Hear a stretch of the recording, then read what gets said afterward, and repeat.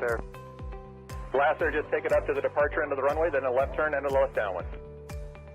Cessna over the threshold, coming up on the white dot, at or beyond the white dot, left turn first available. I got a high wind coming up on about a half-mile final, clear to land at or beyond. Traffic on the left face, you're following a Cessna down, low off your left. Square it up just a little bit, and then we're going to get you in. Start your descent, though. Start your descent on the base. Traffic on final, give me follow on base. Base traffic, start turning toward the numbers now. High wing coming up on quarter-mile final, take it all the way down to the green. Cessna taxiing on the green, expedite down to the next hard surface. Get me some speed, there you go, go, go, go, go fast. This is going to be good. I got traffic on a mile final, you're following traffic ahead and to your right. High wing coming up on the threshold, take it all the way down to the green dot. 5 Charlie Sierra, 2 mile final. A mile final, turn north, and we're going to just make you, we're going to bring you back around. Jet traffic's coming up on about a mile and a half final, runway 9er clear to land. Okay, all right, let's listen up, guys. If you're on final for runway 9, I want you to offset to the left. I got a jet that's landing on runway 9. The jet's cleared to land runway 9 if you can make it. If not, just continue straight ahead. It looks like you're going around for the jet. That's fine, that's fine, that's fine. Oh, we had one right in front of us, sir. Dragger, let's see, what we got, a tricycle, put it down, tricycle, put it down, tail dragger, down to the green dot, then a left turn. Short final here, you click land on 9, all the way to the white dot, go down to the white dot. Find somebody to follow out here. Canard, just come to the runway and I might have to just send you around, that'll be fine. And for the jet, you just want to stay in this pattern or you want to go back out for an instrument approach? Stay in a pattern, Charlie Sierra. All right, just stay with me here for a minute. And my tail dragger, let's see, over the numbers, go down to the green. And Canard's going to have to go around. Canard, go around. Canard, go around. Canard, go around. And my high wing here over the runway, keep it airborne. Keep it airborne. You do not descend. Do not descend. You got a fast guy behind you. Do not descend. There you go. Keep it airborne. Keep it airborne. As soon as the guy behind you gets slowed down, I'm going to put you down. So keep it airborne. The one that just passed the white dot, make a left turn on the hard surface. All right, my high wing tail dragger, you can put it down now. You can put it down now. And Charlie Sierra, let me get you about a mile off. Let's see, Charlie Sierra, lost. There you are. Make a left-hand turn. I'll try to resequence you here on the downwinds. We'll see how it looks. Short final, you're clear to land runway 9 on the white dot. Clear to land on the white dot. There you go. And the tricycle left on the hard surface and follow the flagman. Welcome. Thanks for being part of the show. And let's see, just find somebody to follow out follow on the final. And as you get close to the runway, if it's not going to work, we're going to send you around and then try to resequence you. Now, who else got sent around that's not back on the downwind? The Canard? Yeah, Canard. All right, Canard, there's a Gulfstream up there that went around too. I just lost sight of him, but you're going to make kind of a left-hand turn and stay low. I think Charlie Sierra, what's your altitude? 3,200. Okay, that'll be fine. Just maintain VFR. I don't know what else is up there above you. Probably most everybody's down here, so just make a left-hand turn. We'll try to get you back here. Canard's got the jet in sight. Okay, the RV, maybe an RV-10, whatever, here on final. Keep your speed up and go all the way down to the, aim for the green dot for me. Actually, keep your speed up. There's a guy behind you. Aim for the green dot, and I'm sure that's plenty of room for you to land on runway 9. You're clear to land on runway 9. Number 2, you're going to go down to the white dot. Follow the white dot. Actually, you know what? That's 1,500 feet. You're going to land at the white dot. The spacing looks adequate here. 2 guys on final. You're kind of tight there. Keep each other in sight, and you're going to aim for the white dot. If it's not going to work, we'll come up with a plan B. We might have to send you around. The second guy behind you out there in about a 2-mile final. Are you slow enough to be able to follow that guy in front of you? You need to go around. Yeah, I can follow. Well, I probably shouldn't ask that because I had about 5 guys answer me, so I should know better than that. After 35 years, you would think, right? All right, so let me see. The guy who's number 1, it's number 1. What kind of airplane is he? An RV type. All right, RV type. Keep it airborne for me. Keep it airborne. And I got a fast guy behind you. The number 2 guy over the trees there. Go ahead and put it down on the numbers. Put it down on the numbers. My first guy just coming up on the numbers at the over the grass at the numbers. I want you to keep it. T-minus 1 minute and counting. Hello.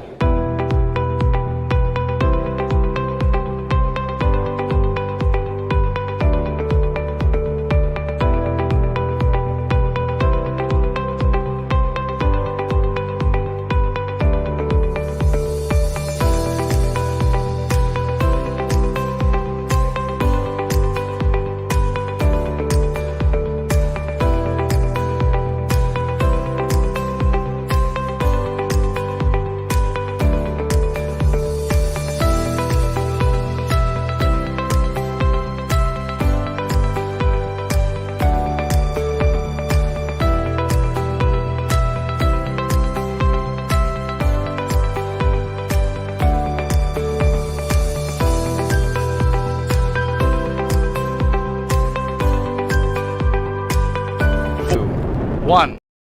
Hello. Oh, what have I done? Sorry, Michael. See you later.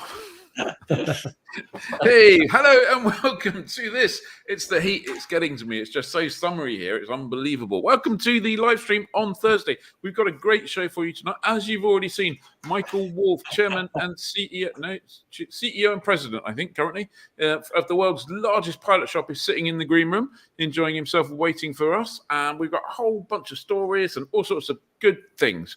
Right, so I guess we should really start by saying thank you to SkyDemon for sponsoring this. There's no tip tonight, but we've got an answer to a question. So from time to time, we'll drop these little answers in. So here's an answer from the SkyDemon questions that you all supplied.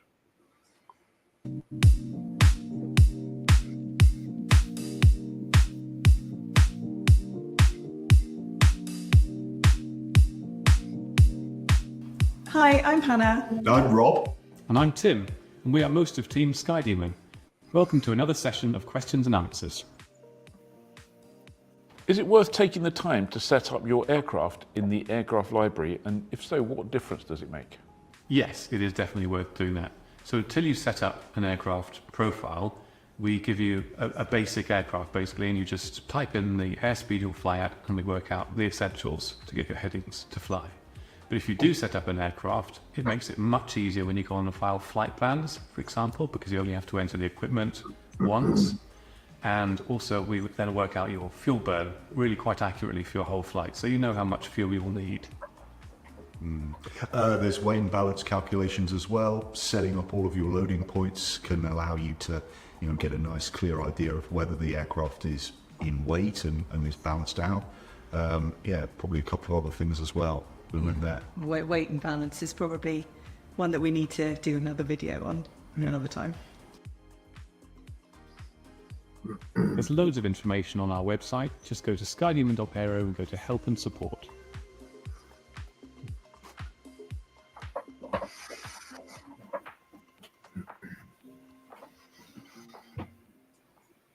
So boy, dear. Oh, the technical prowess that's going on tonight is just... That was a tough video, wasn't it? Because you had to have it sat separately. So yeah, unfortunately, I won't bore anyone here with the details, but most videos we can just load up and it'll run. But that one was a little bit too many megabytes, too many MBs to squeeze into the internet. So it needs to stream for another computer. So anyway, that was my excuse. I'm going to stick to it. But the takeaway from that, there's two takeaways from that. One, it is worth setting up your aircraft in the aircraft library rather than just going with whatever. And two, SkyDemon, we need to hold them to that and get them to create a special tip on doing the weight and balance. Because I'm going to guess there's not many people who've got weight and balance running on their software.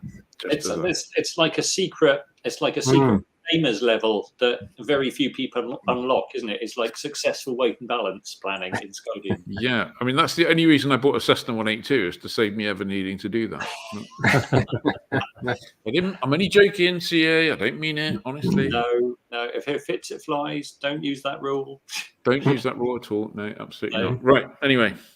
Right, it's just so that it must be some good weather on the horizon, but I know that we've got recorded Simon, haven't we? So we have.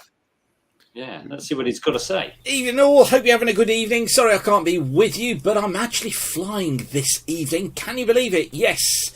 Watch out, stay on the ground because in the air. Hasn't it been absolutely beautiful? And it looks as if we've got another few days to go before things turn more mixed the early part of next week. But it may only become mixed for a short time, so things may still get better. If you're planning on flying over the next few days, then this is the forecast for Friday. Another fair day. Morning mist and fog patches, but the day itself dry, clear for many areas. Maybe that we just get some light afternoon cloud developing across northern England through parts of the Midlands and Wales. Bases on that could be about 2,000 to 3,000 feet. Tops are up at about sort of 7,000 to 8,000 feet. It's just patchy cumulus. Northwest Scotland could see a little bit of cloud as well, and it may well be that just on windward facing coasts of southwest England, particularly in Southern Ireland, we get some low cloud drifting in from time to time. Now sea breezes are going to be a feature as well, so this is where the land heats up, lowest pressure, and then we get air flowing from the high pressure around the coasts inwards to that lower pressure over land. So it can just mean that you get lines of cloud developing across coasts, and you also get some gusty winds along what we call the sea breeze front, which is where that sea breeze moves inland. So just don't be caught out by it. I think that's the main message. Probably just some moderate thermals around on Friday. Now, Saturday, high pressure in control once again. Again, morning mist and fog patches, they will clear. A tendency on Saturday for a little bit more cloud, perhaps for southern parts of Scotland, the southern uplands, the far northern parts of the Pennines, possibly coasts of Wales, perhaps parts of central southern England as well. Just an isolated shower could just develop, but generally bases for most of us 4,000 to 5,000 feet, tops at about 7,000 feet. But if we do get a cumulus able to go up, it could be the tops on that could be 10 to 12,000 feet. But for most, again, light winds once more, a decent day. And as I say, just some sea breezes. Again, though, just watch out for a little bit of low cloud, perhaps, across western and southern coasts and hills. Sunday, a little bit of a change on Sunday. We've got a cold front that moves in from the west. Some uncertainty over exactly where this is going to be. But as it comes in, it increases the amount of cloud that we see. We get cumulus developing, bases perhaps of around 3,000 feet, tops at about 12 to 15,000 feet. They could be high enough to generate showers, and it looks like it's western areas with the highest risk of those. Eastern areas do look as if they generally stay fair, but even here by the evening we might find one or two showers. And just be wary of that trough across northwestern France if you're thinking of making the Channel hop this weekend. That could produce some heavy showers as well. The forecast could change. It's kind of on a knife edge at the moment. So just keep in touch. Just stay tuned to the forecast. And again, take notice of them. You know, don't just go winging it because you think that the weather tomorrow is going to be the same as today. It's one of those. Just be extra careful. Of course, I'm updating all the time across at my website, weatherweb.net. And if you want to learn more about the weather, then Pilot's Guide to Scooties is my online course. It's a recorded online course. It takes about 3 hours to complete. You get a certificate at the end of it, but these Scooties are absolutely fascinating. We'll be predicting things like cloud bases, cloud tops, winds at different levels, freezing levels for every location. I think every pilot should do this, and if you look at the reviews, many of you do too. So go and have a look, weatherschool.co.uk, and check it out now. Okay, have a fantastic weekend. Hopefully you can get up there. Enjoy your flying. I know I'm going to. And I'll catch you next week. Have a fantastic one, and bye for now. Bye. Okay. See you, Simon. But Sorry? yet again, so it looks promising yet again, though. Simon's a bit on the fence, isn't he? He's like, oh, yeah, forecast.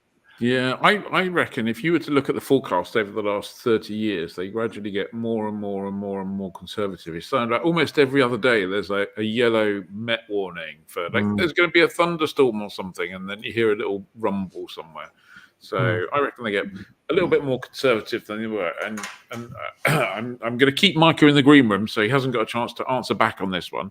But if you've ever been in America when there's been some weather coming, the Weather Channel, they get so excited. They go, oh, my God, there's a thunder blaster, Doppler radar. And they get really excited. And I think we're going to do that. And they're going to be someone going, yeah, it's going to rain in Leeds in a minute. But anyway, there you go. Yeah. Anyway, I think Simon's, if I remember rightly, I don't know how secret this is or otherwise, but I think he was hoping this evening to go on his first solo Navex. That's amazing. Brilliant. So yeah, I mean, good on you, Simon. I hope you took. I'm sure you're great and you can do it all, but I hope you took SkyDemon on your phone just in case. That's it. One thing on SkyDemon. We were talking about weight and balance. Melanie Moxon said, I use weight and balance on SkyDemon. We have found the one person who makes it work. I'm sure there's more than one, but well done, well done, Melanie Moxon. And yeah. Well, even better, Paul Wheel says, I use Sporty Z6B for my weight and balance. Wow. Absolutely. Yeah.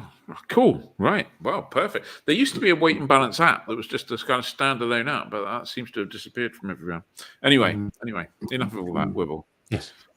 Question of the week. So based on the fact that it was the Popham Microlight Trade Fair at the weekend, question this week is which 600 kilogram microlight would you choose? The Stomp or the Shark? And that's the Shark. Was the previous one? Is that the Stomp? I've never seen it in that colour before. That's the Stomp. That's British camouflage. Our army camouflage Stomp, isn't it? It is. It's French markings. But yeah, lots of people are surprised at the size of the Stomp, but it is the full. It's the same as the full size one. So. Yeah, it's a one-to-one thingy. So leave your answer in the comments. Which one you choose? We'll be interested to see. Johnny. Yeah. So Flyer Club. If you're not a member, you can join today. flyer.co.uk/membership. We've got loads of good stuff going on at the moment. We've just had a webinar from Cy Wilson last week, or the week before rather, on tailwheel flying, and we've got one coming up this month on the 23rd from the AAIB, which should be interesting. There's going to be three people from the AAIB coming along to talk about GA safety, which should be good. And free landing vouchers for the month. We've got Eschot, Tainton Hill, Holmbeck, and Middlezoy, and obviously lots more to come throughout the year. So you can easily, at £5 a month, easily make that back by a few landings here and there. Absolutely. Annabelle says 28th of May for the AIB webinar. So it was the different 23rd, the one that's got the 28th in it. That's it. Yeah. Just in case you were wondering. That's good. Right. It must be time for the news now, I think. It is. Yeah. Right. Mr. Calderwood. Right. So this month's flyer PDF, this is the PDF edition of the magazine. It's available to download free for Flyer Club members. As you can see, the cover story is a flight test of the Stomp SV4RS, the Microlight we saw at Popham. So it's a flight test of that. There's also an update on our features that we did first last year. How much does it cost to get a PPLA? We've been surveying the flying clubs and come up with this year's cost. It hasn't gone down, I can tell you that. There's the latest Lecomba column, which you really should read. It's about, well, I'm not going to give too much away, but it's how not to do a beat up, or how if you're going to do a low-level high-speed pass somewhere, which you shouldn't do. Brian is absolutely saying, do not do it. But if you wanted to do it, this is how to do it. But you shouldn't do it. No. So the PDF has also got, of course, most of the articles that we've published on the website over the last 4 weeks. So if you prefer to read them at your leisure on any device, you can download the PDF and do that. Cool. Obviously, the big news story of the week, really, the big news stories of the week comes from Popham Microlight Trade Fair, which took place last weekend. I kind of wish it wasn't called the Popham Microlight Trade Fair. Just drop the trade, Popham Microlight Fair. Wouldn't sure? Yeah. The trade's not necessary, is it? Get rid of that. It's time to move on from the trade fair.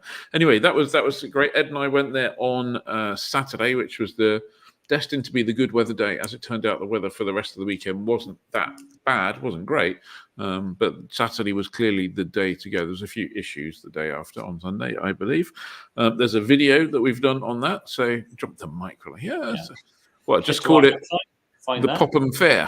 Popham Fair. The Popham Fair. No, I'm not sure about that. That's probably going a bit too minimal for my liking. But no, absolutely. Anyway, someone can come up with a better name. So have a look at the video. I think it's fair to say that the star of the show was the Stomp and the Shark. There were a couple of other bits and pieces as well. Yeah. Ed, what was your takeaway from the day? I really like I think that I want to be really excited about the Stomp, because I think it just shows where 600 kg microlights can go. Clearly the Shark does that too, but the Stomp definitely grabbed people's hearts. I know it's kind of old aeroplane made modern. I was lucky enough to get a little ride in it, and it is brilliant. It flew really well, and it was just lovely. And a whole bunch of people were talking about the fact, microlight schools, they're easy to get up and running. And if you've got a school that had one of those, that would be really exciting. You could. There's just lots of opportunity there. So I mean, I think they bookend what's possible in the Stomp. You've got a beautiful handling aircraft that's now got 100 horsepower rotax instead of a Renault engine, which I think the original had, and it is one-to-one scale, so it's like spacious inside and it's great. And then at the other end, you got the Shark with 1,000 nautical mile range at 140 knots. I mean, that's bloody impressive for any general aviation aircraft. Yeah, how much was the Shark? Was how much? But if you go for a glass cockpit, it's 260,000 euros plus VAT. So it's not low cost. And there have been a few comments in the video saying aircraft are too expensive, they should be cheaper, etc. And yeah, they should be. Well, I say they should be, but you need to mass produce to get it to that point, and they're not gonna be £20,000 4-seat aircraft that do 1,000 nautical miles at 250 knots. It's just not gonna. It's not gonna happen. They're small niche production. So and the Stomp was 140,000. Well, they're estimating 140,000 euros plus VAT. So the secret is with aircraft like that is unless you happen to be completely minted, then get a great group around it, and a great group can add huge amounts to your flying enjoyment, as well as just sort of keeping the bills much more realistic and the capital outlay much more realistic. That's it, yeah. Erotique says there seems to be much more dynamism in the microlight sector. So I think 600 kg has really made that a really lively place to be, hasn't it? So absolutely, and I think the other thing that's happened now, having made let's not say the CA made a mess, but let's say that the licensing system we have in the UK has become a mess over the years. Whoever's thought it is kind of irrelevant now. But there's a CA consultation out now which ends on May the 22nd on the simplification of licensing, and there are all sorts of opportunities there to make things really, really quite good in the future. So training on a 600 kilogram microlight that with everything counting for anything else that you want to do later. So that seems like a really. There are lots and lots of fantastic opportunities. Let's just hope it's not too late, should we say? But yeah. Anyway. There you go. Actually, one other thing to mention, just in case you miss Popham and you don't feel that you've had enough of your general aviation show experience this year, there's Private Fly, which takes place at Wickham Air Park, not this weekend, next weekend, I believe. And there's a link in the description that Ed's about to pop up in the chat. And if you were to put in code PF Papa Fox 24315, so Papa Fox 24315, that'll get you 50% off the tickets. And if you decide you want to fly in, then Wickham will reduce their landing fee by half. And if you fly in, you get into the show free anyway. It's in the comments. Says that the link you need and the code you need. So look at that, perfect. The Lincolnshire Flyer says, "What airfield is your Perry track?" Kemble. That one there, if anyone's wondering. Good. Very good. Yeah. Some sad news from me. Obviously, last week on Friday, we heard that Dick Rutan had died. Obviously, and a tribute that was posted by his brother Jeff. I'll read it out. It says, Lieutenant Colonel retired Richard Glenn Rutan flew west on Friday, 3rd of May. The last time Dick flew towards the western horizon was on December the 14th, 1986, when he and co-pilot Gina Yeager set the last great aviation record by flying around the world non-stop, unrefueled in 9 days, 3 minutes and 44 seconds in Voyager, which was designed by his younger brother, legendary aircraft designer Bert Rutan. And I think that was probably the thing that he was most well known for. But he was also a highly decorated Vietnam veteran. Dick flew 325 combat missions, was awarded the Silver Star, the Purple Heart, the Air Medal with 3 Silver Oak clusters, the Collier Trophy, and also awarded the Distinguished Flying Cross. And he was awarded that twice. Obviously served in Vietnam. He was a member of the elite group of fast forward air controllers.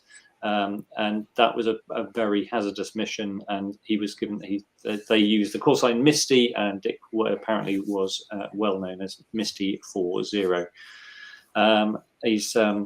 He was married for 25 years, survived by daughters Holly Hogan, Jill Hoffman, and his 4 grandchildren, Jax, Sean, Noel, and Haley. Very, very sad loss to aviation, I feel. Absolutely. And in amongst all of those huge number of achievements, having seen Voyager hanging in a museum, you just look at it and you go, wow, that's not. Doesn't matter who you are. That ain't going to be a nice place to be for that long, frankly. It's difficult to get a scale there, but it's like, wow.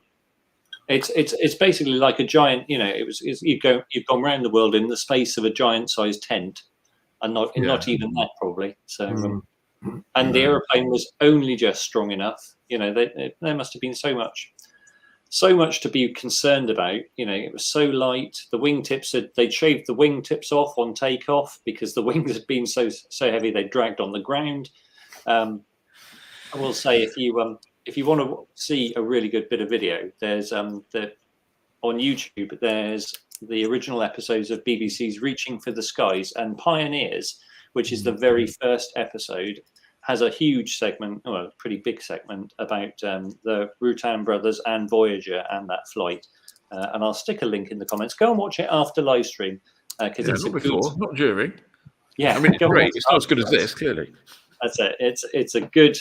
And there's other episodes, but that is a great episode. So, yeah, Johnny, give us some news. There's a couple of jobs up for grabs. Yeah, the first one is in a real life fantasy hangar, which is obviously Red Bulls in Salzburg. So this is a job looking after their fleet of, well, not looking after their fleet of historic aircraft, but working as a flight ops auditor within the safety and compliance team. So that's going to be seeing you immersed in aircraft like the P-38 Lightning, the F-4 Corsair, Bolko 105, and everything else you can see there. So that the job itself will involve everything from safety management, compliance monitoring, working with the flight ops department, and just supporting the safety and compliance manager. So if that's your cup of tea, go for it. What a place to go to work. Yeah. That hangar, let me just see if I can find it again. This hangar there, there's another hangar from where this picture was taken. And one hangar is the kind of like display where you've got a museum and restaurants and a bar and a cocktail bar. And the other hangar, which is the one this picture was taken from, is the kind of the maintenance, is kind of the mirror image of that, if you like.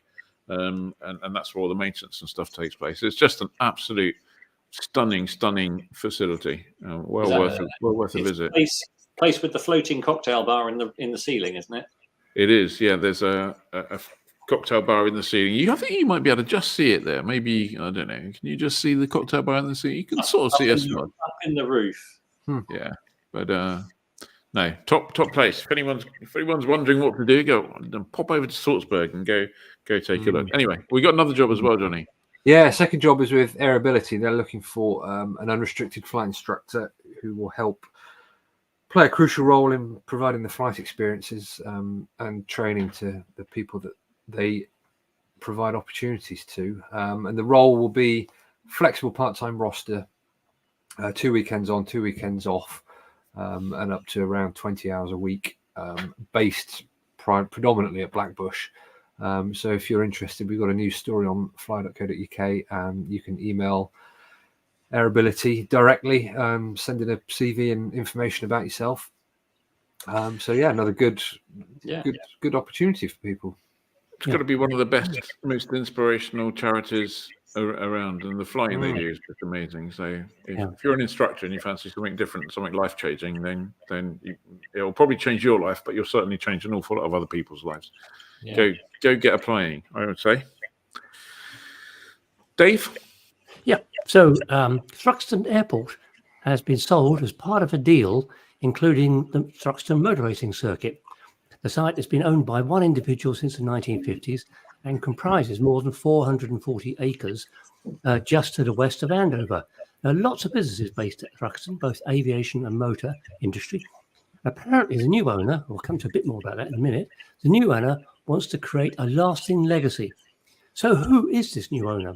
The site is now owned by Thruxton Circuit Limited, which has one owner.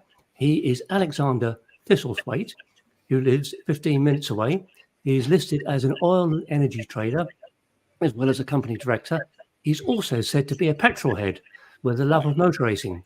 According to Aerofab, one of the businesses on the airfield, Alex said to them, racers and pilots are very similar in their passions. They're all a bit geeky like me and hugely passionate about what they do. So huge relief all round. It seems Truxton, both the circuit and the airport, appear to be in safe hands. That's He left out good-looking and charismatic, didn't he? Yes. Good. Yeah, well, I mean that's good news. There's plenty of challenging news around about airfields at the moment, but that's good news. Let's hope it transpires to be a very, very good thing. I've got a quick question. Can anyone confirm that the Smokehouse is now open? The new restaurant called the Smokehouse at Compton Abbas. I knew it was due to open about now, but I'm not sure if it has or not. I thought that had opened, but okay. Well, I spoke to someone about it the other day, but there's a kind of smokehouse outside. Anyway, just out of interest, the one inside, has it opened or not yet? Right, time to move on. Let's bring on our guest with a little bit of moving around. Let's move you up there, Michael. And oh no, I think we hit it at the same time. You do it. There you go. How do you make Hello, everyone. Hello. Right. So, Michael, thank you very much for joining us. It's an absolute pleasure. I can see you're sat at the airfield there. Michael is the CEO and president of the world's largest pilot shop, Sporty's, in Batavia, Ohio. Sporty's is, we were talking earlier, we think 63 years old at the moment, and Michael has been working at Sporty's for 52 of those 63 years. Is that about right? Which is pretty damn impressive. So let's just start off by talking about, rather than talking about not your last day, rather than talking about today, let's talk about your first day. When did you start at Sporty's, and how did that come about? It's a crazy story, but I was at high school, a 14-year-old kid at Amelia High School, which is about a mile from here. I got called to the office with a bunch of other students thinking, what did I do? But I stayed out of trouble. I was a good kid. But Hal was there. Hal Shevers, the founder of the company. And Sporty's had just left Lunken Airport and moved to Claremont County Airport. And Hal was looking for some high school workers, and which we still to this day, we still hire high school kids. He came there, and he would tell the story, and a bunch of people would leave, and then tell some more, and people leave. Next thing you know, there's two of us in the room. And the other young fellow said that it was too far away for him to work there, but we rode the same school bus, so we lived like down the street. So I was the last man standing. So I called my mommy. I said, "Mommy, there's this guy named Hal from Sporty's that wants to hire me after school." And she just said, "Well, that's fine, okay." It kind of freaked me out a little bit, so I started work. I walked over there after school that day. Well, it turns out that when Sporty's was at Lunken Airport, my mother worked at a company downstairs, so she knew Sporty's, she knew Hal. So I always think that it's fate that brought me to Sporty's, because how it's freaky that my mother knew Hal, and then on top of that, Hal and my father are the exact same age, so they became friends, and it kind of freaked Hal out that I'm old enough to be his son. So Hal took me under his wing, and it's been a great career here, and I've just had a joy and been privileged to work here. So when you started at Claremont County. I started at Claremont County, yes, and I was just a kid that I put stuff in boxes all day, and then at the end of the day, I did all the good stuff like sweeping floors, emptying trash cans, cleaning restrooms, cutting the grass. So we just did everything. So it's just been so much fun. Presumably, it's different now. You don't have to do that now. Sometimes I have to do some of that stuff. Yes, it's been a long time since I cleaned a toilet. I can say that. just coming back to Lunken for anyone who doesn't know Lunken Airport. Here's some early pictures from Lunken, and another great picture. I bet you that whose car was the Volkswagen Beetle? That was Russ Falks. That was one of Hal's original partners. That he always drew the VW Bug. My mother worked in that, where that garage door's open. That's where my mother worked, at that building. Okay, so that's pretty cool. So that's Lunken Airport, and for people who don't know, Lunken Airport kind of serves Cincinnati. I think I'm right in saying it's the kind of active hub for Procter & Gamble's corporate flight department, and did at one point house an Aeronca factory. I think so. Lunken Airport. Still in use today. Still in use today. Yeah, not too far away from you, and named after. If you were a reader of flying in the past, you would have come across some columns written by a lady called Martha Lunken, who I think it would be fair to say is a lady with some attitude and a little twinkle in her eye sometimes. She did work for the FAA before they kind of decided that she wasn't entirely suitable. And she was the lady who famously, fairly recently, lost her license for a bit after flying under a bridge and having her transponder turned off. And I think, I mean, she flew she was a DC-3 pilot, flew a Cessna 180, and it's still around. And that was named after her husband, that airport, or her father? Yeah, the husband's family. It was The the Lunkin family owned the land, and I used to be called Turkey Bottoms back in the day. It was just a big field full of turkeys, so it was Turkey Bottoms. And then the Lunkin gave it to the city, and I think they asked to have it named after them since they donated all the property. But then they were heavily involved in the airport over the years. Because the family didn't want to go to a party and say, "Yeah, we own Turkey Bottom," probably. Yeah, that's right. So it's also the home of Embry-Riddle Aeronautical University, started there, and along with American Airlines, along with Sporty. Oh wow! Wow, great DNA there. And I guess just to complete that before we move on back to you, as it were, at least the story I've heard in the past is that the company was started with basically Hal selling radios out of the boot of his what's it called? Studebaker. It's Studebaker. 59 Studebaker. 59, and that's a car, is it? I presume. Yes, it's a car. Yes. Okay. Well, I don't know, do I? Excellent. So, we started. He sold the radio initially because he was, he's an educator, and that's our whole core product is education. He knew people were having trouble with the lingo, and and we all have. It's all new and it's a new language. So he found this radio that he could sell to his students, and it wasn't very expensive, so they could listen to the tower and the radio. And it's called the real-time radio. That's one of our radios we had made. And we've done radios. Of course, we got the PJ2 now, the PJ6. So we've been electronics really our whole career. We sold the Sony Air 8 radio.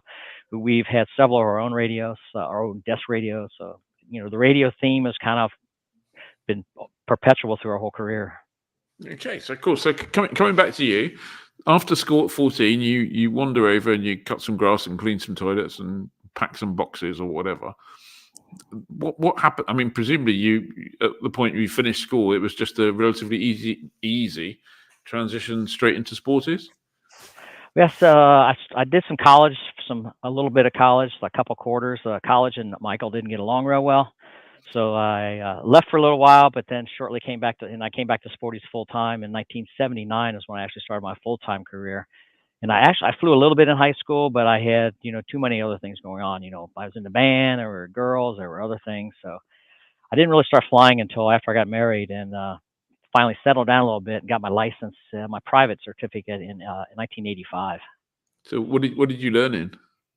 I learned in a Cherokee 180, a nice little 180, and I got my private and my instrument rating in that airplane. And back then we didn't use headsets either, so that was probably why my hearing is not as good as it should be.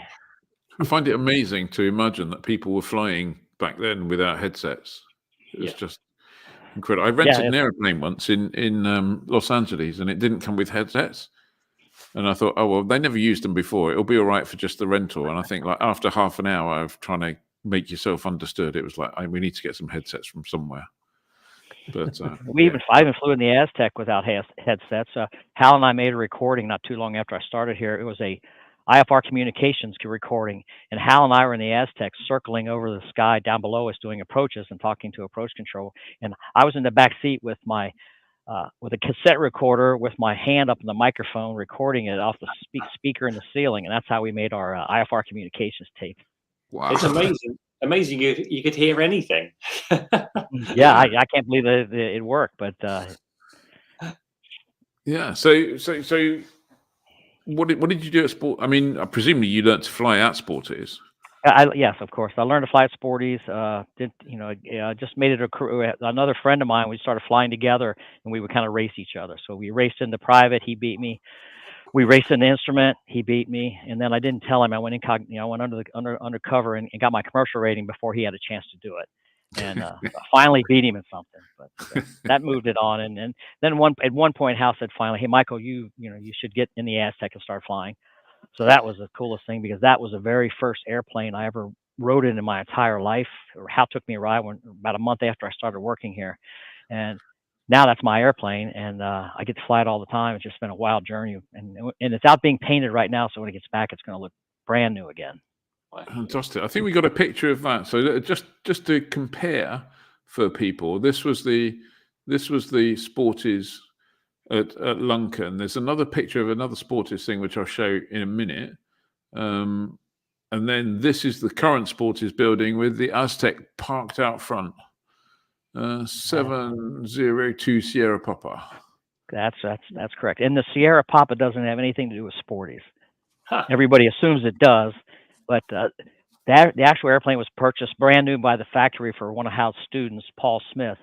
And Paul Smith, bought the airplane, but back in the day, the lingo was Papa Sugar would have been his name, Paul Smith. Well, he didn't like the way Papa Sugar sounded, so he liked Sugar Pop better. So he switched the letters and made it Sugar Pop, and then then Hal ended up with the airplane. So it's been a great thing to have. And our Citation is 705 Sierra Papa, and our other Aztec is 706 Sierra Papa. So we're having fun with it. Okay. How many aircraft have you got on the entire fleet? If you count the school fleet. If we count the school fleet, we're up to 23, 21 actually in the school fleet, and then the Citation and the Aztec. So talking about the school fleet there, I know it's something that kind of runs through Sporties. We all think of Sporties as the massive pilot shop that sells headsets and sells flight computers and all sorts of other stuff, which we'll come back to in a second. But actually, a large part of Sporties is the kind of educational side of things. I think I've got and the courses that go on. Oh, yes, yeah. We've always been in education, and we started doing our courses, I think in the late 80s, VHS tapes back in the day, of course. I've got a they're picture bulky to ship. Got a picture somewhere. Yeah, I think there's. And then we went to DVDs. I think in the 90s we switched to the DVDs, and then finally really revolutionized it with the online courses. So we can do so much more now and keep them so up to date, and they're really cheap to ship because we don't have anything to ship. So that makes it a little more profitable. For those of us who've only been doing video for a couple of years and think we're at the forefront of videos, here's a picture of a company doing video back in the day, as it were, and that's Richard Collins, who was a hugely respected writer for Flying Magazine, and presumably that's Richard Collins' P210, which he famously didn't sell. I think he didn't want anyone to kill themselves in it. And was a bit worried about that because the P210 for a while didn't have a good record. Yeah, the reason he scrapped the airplane because it ran out of its life because it's pressurized and it could only go through, I guess, so many cycles. And he was going to donate it to a school, but then decided that somebody might want to try to fly that someday. So he had it destroyed. Wow. Well, I remember having dinner with him at one point, and we were talking about the World Series, and everyone was, well, not everyone, the foreign people were going, well, it's not the World Series, it's just American, isn't it? And he kind of gave us the whole history of it, how it was sponsored by a newspaper, and that was what it was called, and it wasn't really anyway. So, sometimes things you regret asking or taking the mickey out of someone before. But no, that was, and I think you've had a whole series of kind of well-known people, even to this day. I think you do stuff with Patty Wagstaff. Right. Yeah. We recently, in the last several years, teamed up with Patty, and we did an aerobatic course with her. She's definitely one of the most amazing and a great pilot and a great teacher. We teamed up with her and did an aerobatic course, followed by a tailwheel dragger course. We even sent our guys to Alaska up there to get some shots in, and they had to worry about bears up there. And we're about to update our float plane rating video along with Patty as well. So yes, she's been a great partner to have with us. Wow. And have you much aerobatics outside of the Aztec flying? No, I'm not the aerobatic guy. I don't like being sick, so I'm kind of wussed out. I flew an L-39 once in Florida, and all we did was some rolls and a 4G turn, and it didn't feel real good. So I like to be, dirty side down and nice and stable. All about comfort and cruise. Yeah, that's right. Comfortable and cruise.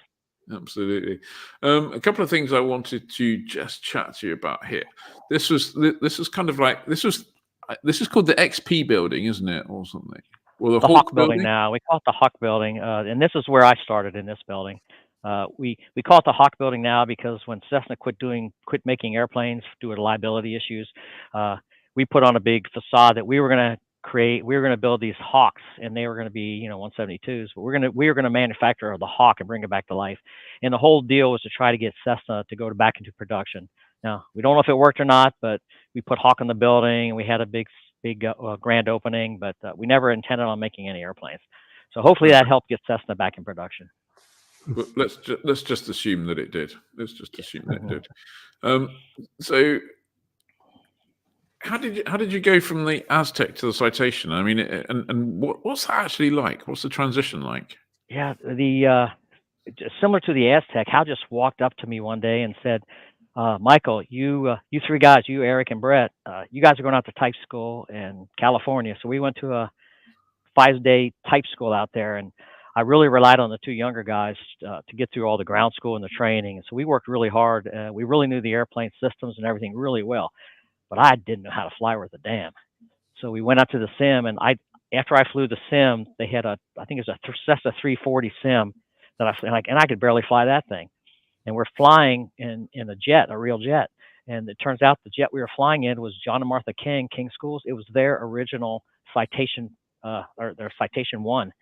So I got my type rating in their Citation 1, and it was I really liked doing the systems. I like doing that technical stuff. So I really understood the systems well and didn't have any problem with the oral. But God, it was ugly flying. I just could not believe I passed. But apparently I did good enough to fly, and it was a handful. And then I immediately went to flight safety for a week, and that helped.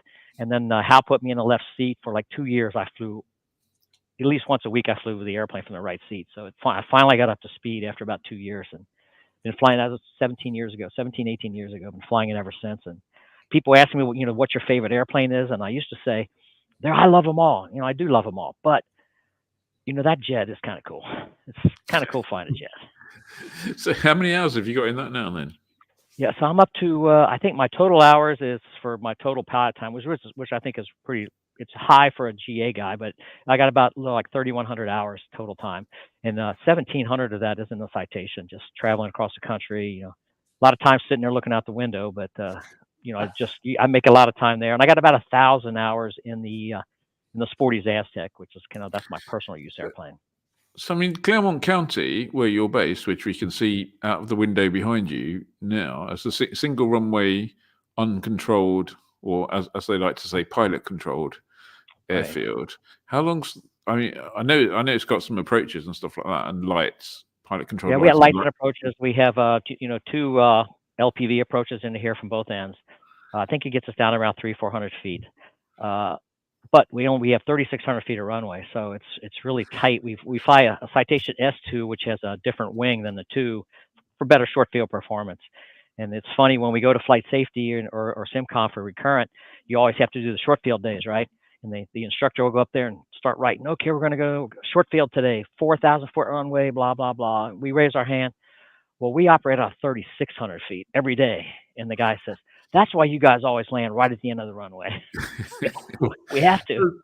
I was going to say, with 3,600 feet, what's that? Probably 1,000 to 1,100 meters or something like that. That's not huge for a Citation, I would have thought. But. No, it's got reversers, which helps. And I have had a brake failure here. I landed. It's a bumpy ride home from New Orleans, a bumpy approach into here. I got over got out the numbers, got it on the ground, and threw the reversers out, and I was sitting there, fat, dumb, and happy going down the runway when I noticed that I was passing Sporties, and I'm still really going fast. So the training took over. I reached down, I grabbed the emergency brake and pulled it harder and harder.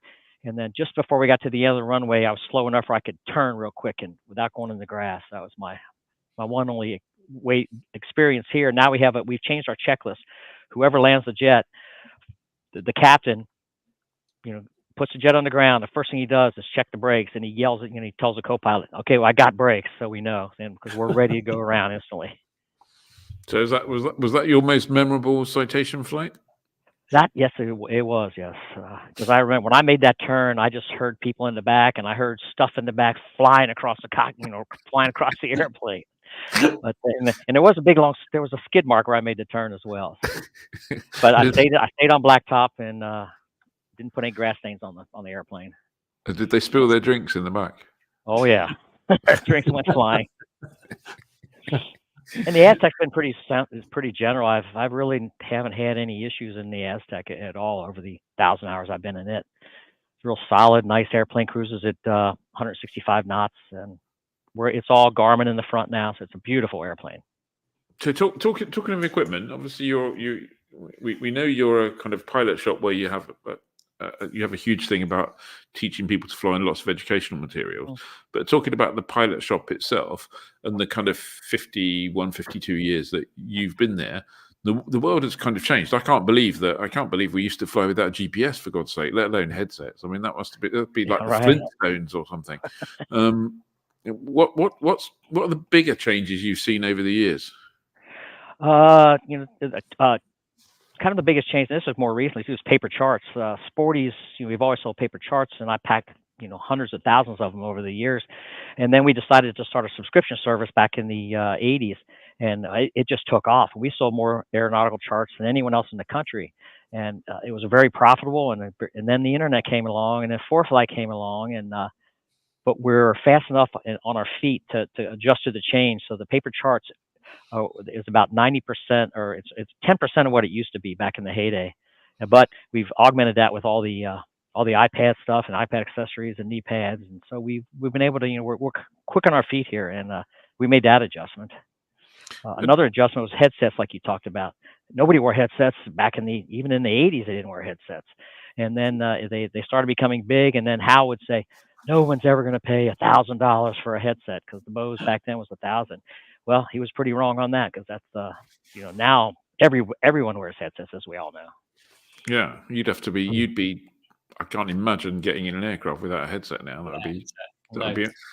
No, that's like no headset, no iPad, no go. I think for me. Michael, has there ever been anything that's come along? There've been like spectacular failures. It's like things you've gone, that'll never work. Oh yeah. I don't know if anybody remembers. I hope no one does. We tried to do an electronic checklist back in the 90s. I guess the late 90s. It was a little box, and you push the buttons, and you'd have to you get a card specific to your airplane. It would be a digital checklist. Now, it wouldn't talk to your headset because they didn't have Bluetooth back then, but it was well before its time, and that thing totally flopped. So that was one of our biggest flops. We haven't had a whole lot, but that was the big one. It sounds like that was just waiting for an iPad. It was, and then when the iPad came along, you could do it a lot easier on the iPad. And if you had to predict about where we might be in another 50 years' time, I guess it's not going to worry me or you, presumably. But No. But what do you think? What do you think Sporters will be selling in 50 years' time? Well, probably not a whole lot of pilot stuff, because they probably are going to be flying themselves by then. It'll probably be just more things to enjoy while you're flying, while your airplane is flying you places. You can do stuff, entertain yourself in the back. There's still going to be headsets, aren't there? Oh, there'll still be and there'll probably be iPads too. So everybody be watching movies on their iPad. Yeah, and so I mean, we were talking about the Citation stuff earlier. Am I right in thinking that you're also now the company's chief pilot, and you look after the Citation? Yes, we had another pilot where there were 4 of us flying the Citation, and Hal was back in the day. Hal was one of the 4 until he threw in the towel. There were 4 of us, and I always considered myself the low man on the totem pole, because the other 3 pilots were all ATP, airline transport pilot rated. They were all 3 instructors, and they started their careers in aviation, and I started my career in a warehouse putting stuff in boxes. So and I'm not a flight instructor, and I don't have an ATP, so I just felt, but I was riding away with them, and they were very good, taught me a lot. And then all of a sudden, the guy I considered lead pilot left the company, and then I just said, oh my God, it's me now. So I've taken over as lead pilot, and we do have a guy. We hired an ex-Delta captain flying with us now that is very, very good, and he's teaching me as well. He's a fighter pilot from the Air Force, F-16 guy. So, and Brett Kobe, which I know Ian knows Brett. I learned we really fly together. So the 3 of us fly really well together. Have you ever thought about getting the Citation painted up in the same color as the Aztec? No. Citation's kind of getting old. It's a 1985, so it's not, it doesn't have a lot of life left in it, so we're not going to put a bunch of money into that. We do have a nice Garmin 750, 650 radio stack that's really nice to use, but it's probably not going to see paint or anything. And as soon as the engines wear out, that might be the end of it. So you're going to be stuck on a pole in your car park or something. Yeah. Yeah. But, I'll be, it's a few more years away. So maybe we'll have a new jet by then, a different jet, or a turboprop or a King Air. Who knows? I'd love to learn to fly a PC-12. That would be a great sporty airplane. Yeah. If only you knew someone who had one. Yeah, only if I do. And I think John's probably listening in on this right now, too. John Zimmerman is the president of Sporties, and their family has a PC-12. Beautiful PC-12. So what's next for you then, Michael? Is there anything else you want to do in aviation or what sport is after 50 years? Being here 50 years, I don't want to leave, number one, but it's time. It's time to turn the reins over to the next generation, and they're a lot smarter than I am anyway. But I'm going to still fly. I have a house in Florida in a retirement community, you would say, that I'm going to be snowbirding down there, and I'll spend my winters in Florida and then go back and forth. But there's 20 minutes from my house is Leesburg International Airport, and about a half an hour the other way there's Ocala International Airport, full of private jets. And I plan on snooping around and using my Sporty's title and name to schmooze my way in and hopefully start getting some FO rides on some people that need a safety officer, just the first officer, just as a safety person. And the village is also where I'm moving to has a very vibrant flying club that I'm going to definitely get involved with. So I'm not leaving flying, but I'm leaving Sporties, and it's going to be weird not coming in here every day. If people didn't know, I'm retiring January 31st of next year. But I'm going to stick around as on the board of directors so I can keep my nose in it and just be, because this is my family here. This is a family company. Ian knows how close we are, and I got to stay with my family. So hopefully I always be welcome here and always have a desk here. And so actually talking about always welcome, I think I may have forgotten to show this picture here. Yes. Now, do you want to tell us what's going on there? That's back in, I think, 91, when we moved over here into this new building, we started giving away hot dogs on Saturday. And it was just a ploy, of course, to get pilots to come, free food. So they come over here and buy gas and spend money in the pilot shops. But we've kept doing that ever since. And we do it to this day. In the winter, we do it indoors. But every Saturday from noon till 2, there's free hot dogs. And, if it's a beautiful day, the ramp fills up and you get to meet, that's one of my favorite days. You get to meet all kinds of cool people and you see new cool airplanes, and there's a lot of camaraderie going on around the hot dogs. So we're never going to stop that. It's a great asset to having us there. Pilot offer free food, definitely. So let me get this right. Any Saturday of the year between noon and 2 p.m., you can just fly in to I-69, which is Claremont County Airport, just east of Cincinnati, and get in the queue and get yourself a free hot dog. That's right. Get a free hot dog and hang around, and more than one. You're not limited to one, so you can have a And few. you don't need to phone up and book a slot to land. You don't need to pay a landing fee. Yeah, that's right. It's pretty easy here in America. Just go where you want, when you want. People just show up and give them food, give them an excuse to come here and spend money. So I noticed in that picture there weren't lots of people wearing high-vis jackets either. They were all looking very relaxed. Oh yeah, it's quite a bit more relaxed over here, of course. And you've seen it here on a Saturday. It's we don't have to wear the high-vis jackets when the kids walk out to pre-flight their airplanes or anything, and don't even we don't have a tower here. It scares me of flying in Europe and in England, of all the regulations and all the little stuff. Americans, we always complain about all the rules we have to follow. Then I see the airspace in England, and you got to wear those jackets, and there's all this crazy stuff. You got to pay for everything. Yeah, we get to fly places for free. Well, we got no free sausages, that's for sure. So I think maybe you should come over when you retire. We should go flying. We should. I'd love it. I got it's going to open. I'll have some free time then, because I've been working here, pretty much 6 days a week, so I'm ready for some free time. 6 days a week. Wow. That's, of course, you work every day. Yeah. You know how it is when it's your business, and I know. We all work a lot. I know. Well, we are, believe it or not, running out of time. So I'm going to have to say a huge thank you, Michael. It's been an absolute pleasure. Congratulations on your 50 years at the and heading up what has become the world's biggest pilot shop. Long may it continue. I look forward to enjoy. I mean, I'm sure will we see you at Oshkosh? Oh yes, it could be my last official Oshkosh, but I'm trying to keep my foot in the door at Sporty. So next, maybe in 2025 and 26, I can sneak a ride down there. Is that just so you can get a golf cart? Yeah, heck yeah, and just drive around and enjoy the show, because I've always worked the show for the last 30 years. Now I get to actually go enjoy the show. Yeah, that's one of my It's gonna be a ambitions. big change. Go to Oshkosh and not be working. That'd be brilliant. Well, I look forward to seeing you at Oshkosh. We should have to go and yeah. share an adult beverage. I love it. And thank you very much for your time. Congratulations on you're your welcome. 50 years and on your retirement coming up in January. And we'll see you in Oshkosh. A couple months away. We're gearing up. Yeah. Hey, and thank you all. Thank you for having me. It's quite an honor to be on your show, because I watched the show and I've seen these astronauts and all these amazing people on there, and then this little me being on your show is quite an honor. So thank you very much. Another amazing person on our show, I'd say. Thank you very much, Michael. Have a good one. All right. Thank you. Thank you, guys. Good night. See ya.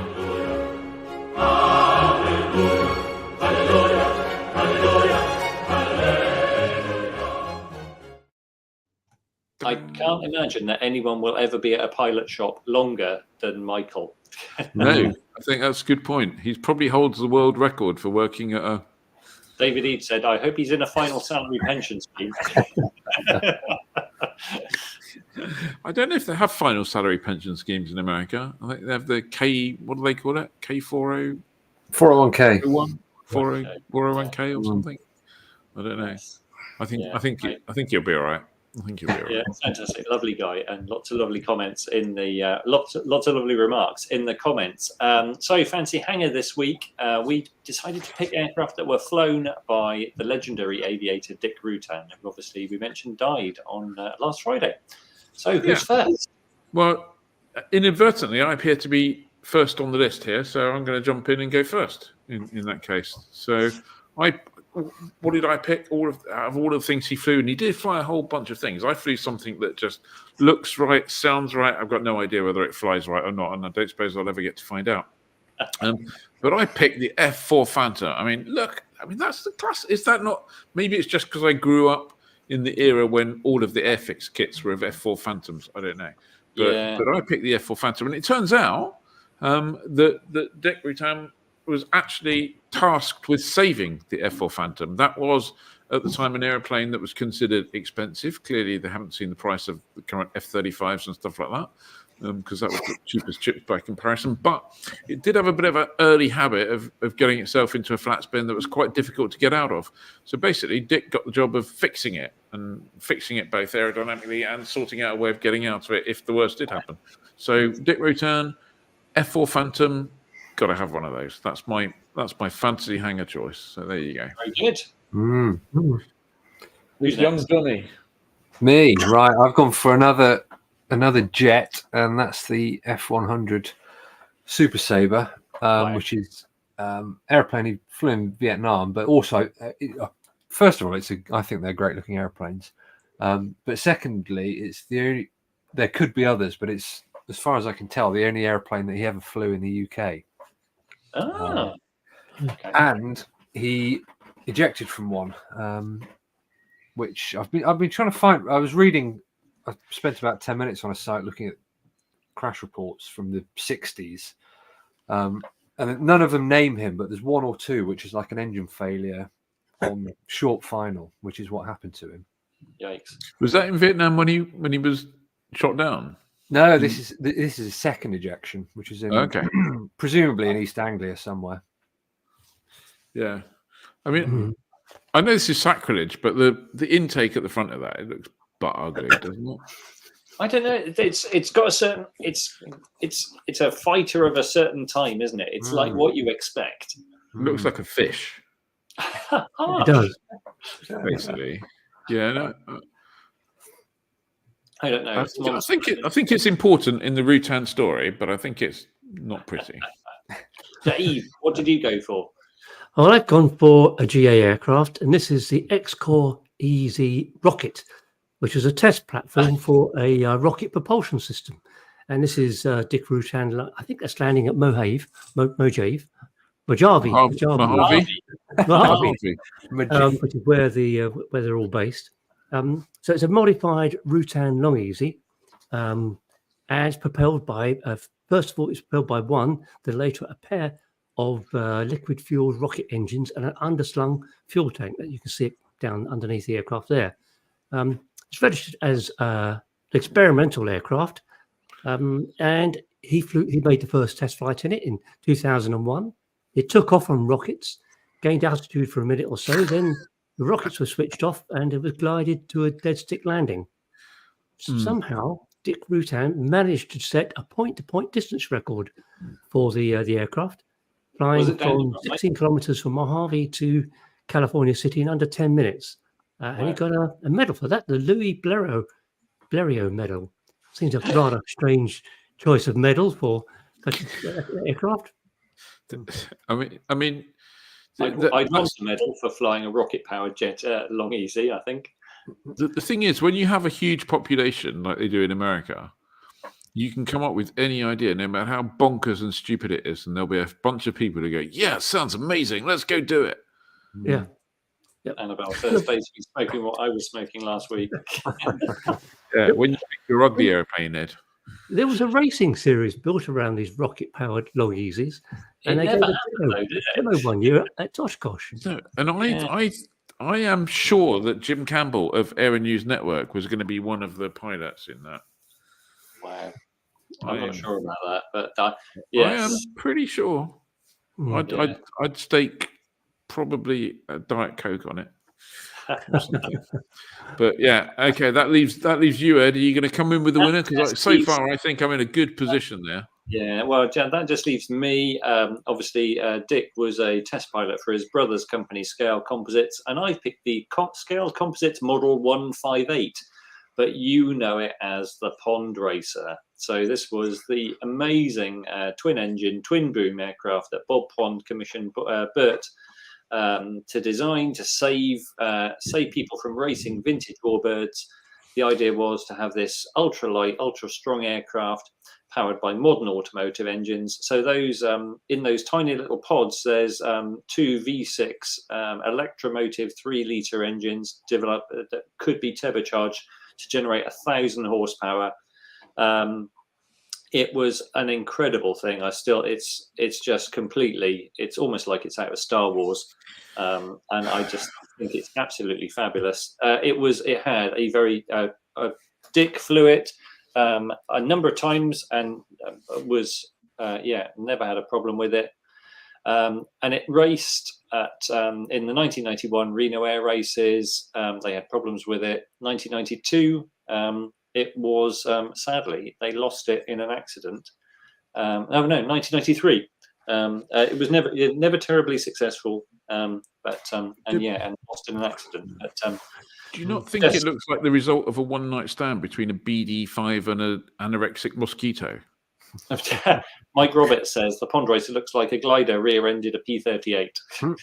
There you go. Similar idea. Yeah. I just think what Annabelle said. Well, that's not very nice. So, what's the result then? Heretic Darren says Ed's still barred due to last week.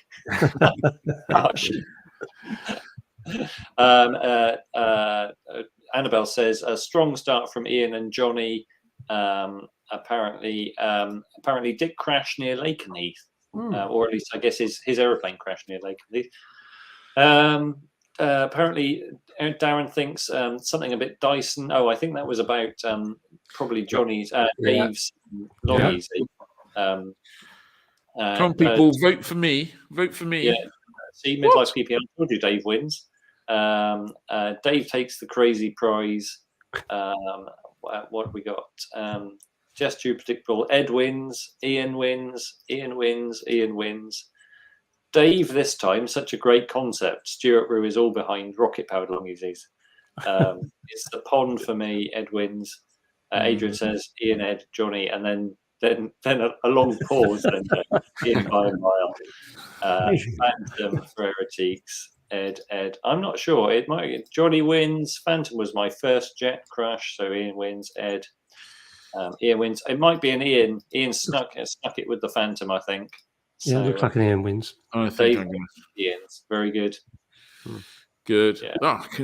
So I'm going to bask in that for at least another week. Bask in a win. Yeah. Right. Okay. We're kind of running out of time, so let's have a quick update on events. Right. So another busy weekend. Saturday and Sunday, there's an Oster Club flying at Stowe Mary's. Saturday and Sunday, there's a Pooley's Air Weekend, which I think you have to have an invitation to. That's at Compton Abbas. The Shuttleworth on Sunday, the Best of British Air Show. Also on Sunday is spring flying at Canyon Hall, which is up in Lancashire. Also say, I'm really sure we should mention this, but Thursday next week on the 16th, Popham starts its summer series of evening barbecues, which is on at the same time as Livestream. So, oh no, quite fancy. I don't know. Barbecue sausage, flying, or Livestream. Yes. I know what I'm going to have to pick. Yeah, definitely. Brilliant. Okay, well, I think that's it. So I haven't been following the comments, so I'm not sure what's in there. Sorry for that. It just leaves me to thank Michael for joining us. Thank the team for being part of this. Thanking you for watching. Have a great weekend. Have a safe weekend. Enjoy your flying. If we don't see you at an airfield, we'll see you next Wednesday if you're a member. Next Thursday if you're not, and if you're not, you should be. Join. Thank you very much. Have a good one. Bye. See you all. Bye.